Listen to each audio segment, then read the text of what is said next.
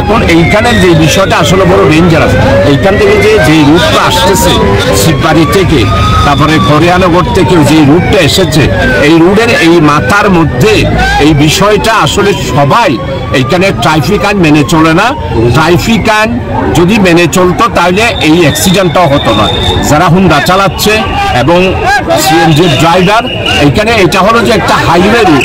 এইখানে তো একটা রুট থেকে ওঠার সময় আপনাকে অবশ্যই ট্রাফিক আইন মেনে চলতে হবে। তারপরেও এই দুর্ঘটনা, এটা আল্লাহ তাআলা রহমত করুক, আল্লাহ তাআলা আমাদের সবাইকে হেফাজত করুক।